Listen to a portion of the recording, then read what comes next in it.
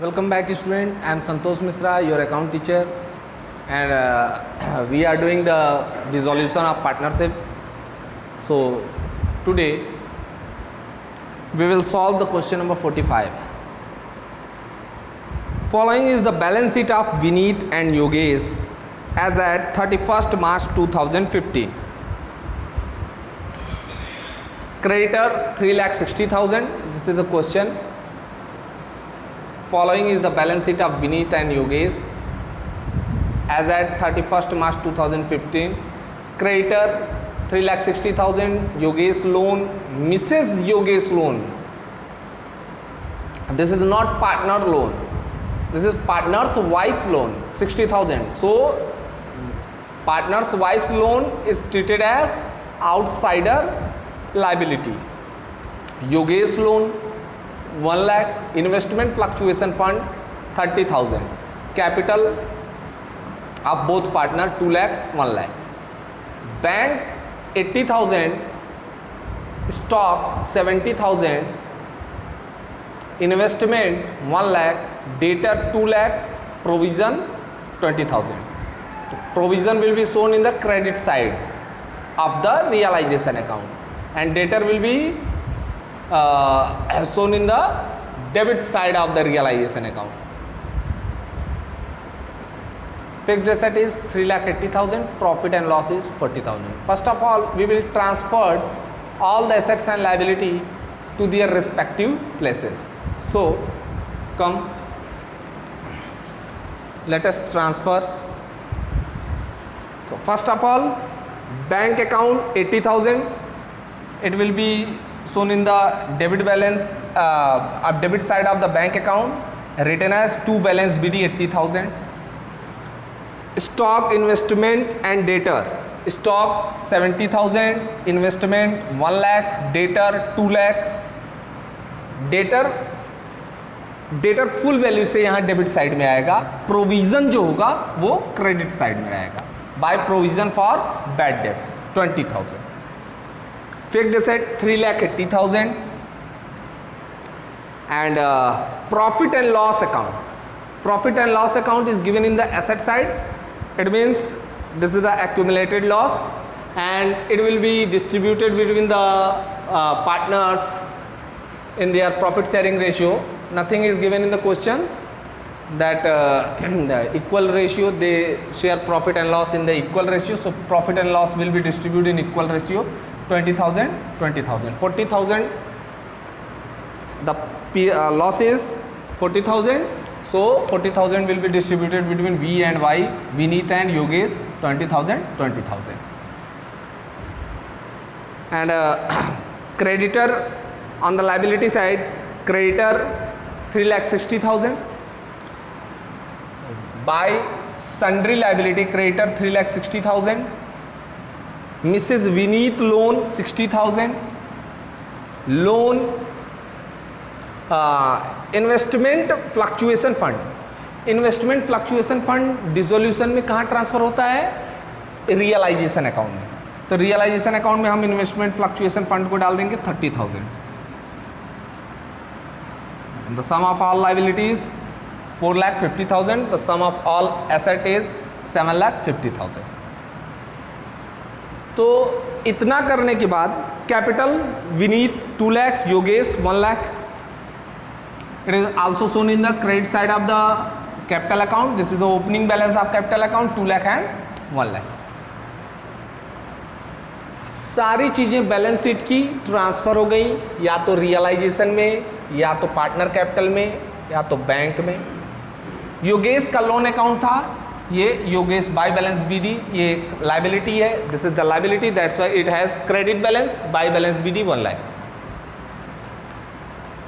अब इन एसेट्स को हम लोग रियलाइज करेंगे, बेचेंगे, सोल्ड करेंगे और इन लाइबिलिटी का पेमेंट करेंगे.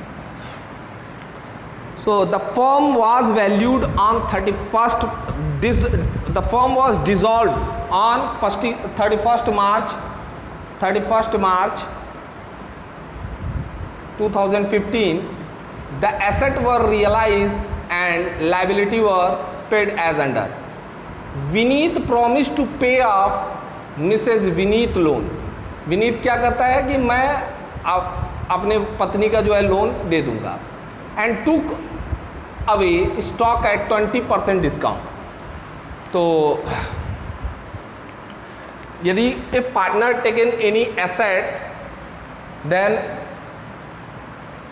स्टॉक किसने ले लिया है, उसका कैपिटल अकाउंट यहाँ रियलाइजेशन में, ये क्रेडिट साइड में चला जाएगा 56,000। So what will the entry, Vineet capital account debit to realisation account being asset taken over, being stock taken over by Vineet 56,000। अब विनीत ने स्टॉक ले लिया 56,000 का, तो इसको हम तुरंत विनीत का कैपिटल अकाउंट डेबिट कर देंगे। क्यों डेबिट कर देंगे? क्योंकि उसने उतने का स्टॉक ले लिया, अब उसकी कैपिटल उतना हमको देनी नहीं है 56,000। विनीत ने कहा कि मैं अपने वाइफ का लोन पे कर दूंगा। Mrs Vineet loan is given in the already transferred in the realisation account 60,000। So 60,000 will be paid by the Vineet capital account 60,000। Last में विनीत ने रियलाइजेशन एक्सपेंस भी पे किया है। Realisation expenses 2000 were paid by Vineet, G, adjustment number G. So ये realisation expenses भी विनीत ने पे किया, तो टोटल विनीत ने लायबिलिटी के रूप में 62,000 पे किया है। इसकी कैपिटल अब क्या हो जाएगी, इंक्रीज कर जाएगी। तो हमने इनका कैपिटल इंक्रीज कर दिया by realisation 62,000। 60,000 for the Mrs Vineet loan और 2,000 for the realisation expenses, 62,000। In next adjustment, Yogesh took over 90% of the investment at 10% discount. Investment is given in the balance sheet 1 lakh. So 1 lakh investment is for 1 lakh and 90% of 1 lakh is 90,000. Then 90,000 का stock investment Yogesh ने ले लिया है, took over कर लिया eight 10% discount means 90% पे। तो 81,000 का उसने क्या कर लिया, इन्वेस्टमेंट ले लिया बाय योगेश कैपिटल 81,000।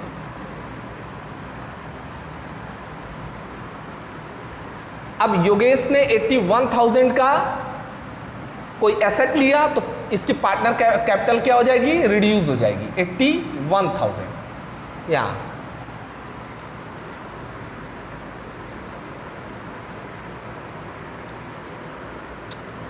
एक एडजस्टमेंट है। There was an old furniture which has been written off completely, पूरी तरीके से रिटर्न ऑफ हो चुका था, तो मतलब बैलेंस शीट में तो वो था ही नहीं, अनरिकॉर्डेड एसेट है। अब उस अनरिकॉर्डेड एसेट को ये योगेश 4,000 में ले लिए। Yogesh took over that furniture unrecorded asset for 4,000। तो 4,000 में यदि वो एसेट ले लेता है, if partner taken over any asset, his capital account will be debited. His capital account will be debited. So 81,000 for the investment and 4,000 for the furniture, unrecorded asset. Then 85,000 का योगेश का capital decrease कर जाएगा।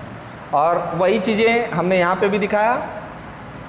4,000 का इन्होंने ले लिया by Yogesh capital 4,000 for unrecorded asset.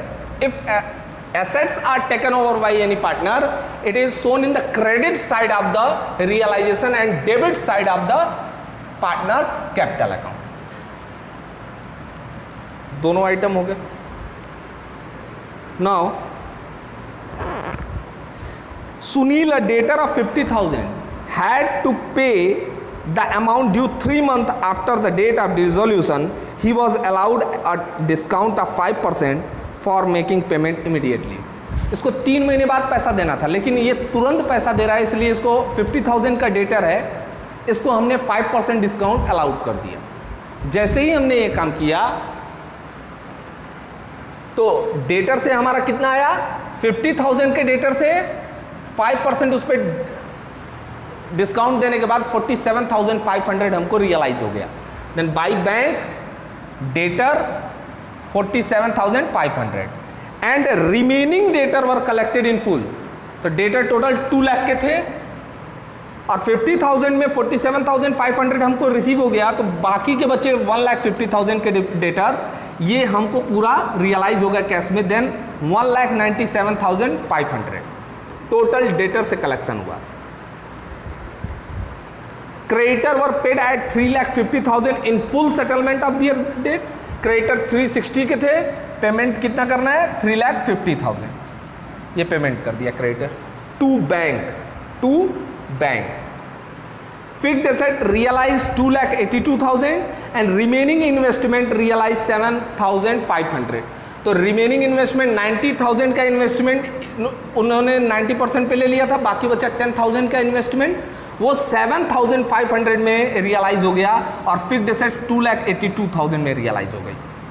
तो total value asset sold for 4,87,000 was realized from the sale of the asset। अब ये 4,87,000 हमको रिसीव हुआ है, तो बैंक अकाउंट को इंक्रीज कर देंगे 4,87,000 से। ओके, यहां पे हमने पेमेंट किया for the payment of the creditor to bank 3,50,000। Then this is the payment, that's why it is posted in the credit side of the bank account 3,50,000 by realization as creditor। अब इसका हम पूरा pack up करेंगे। जैसे ही हम pack up करेंगे तो इधर का टोटल आपका कितना आता है, the debit side, total of the debit side exceed from the total of credit side. Then 11,62,000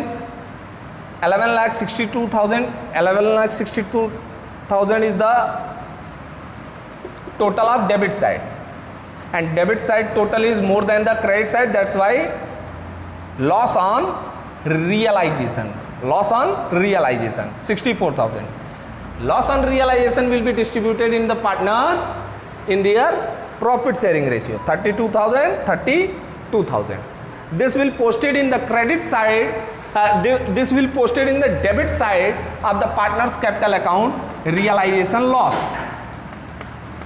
32,000 and 32,000. For the backup of Yogesh loan 1 lakh, the loan of 1 lakh of Yogesh will be paid, so to bank 1 lakh. This is a payment, that's why it is come in the credit side of the bank account by Yogesh loan 1 lakh. And after that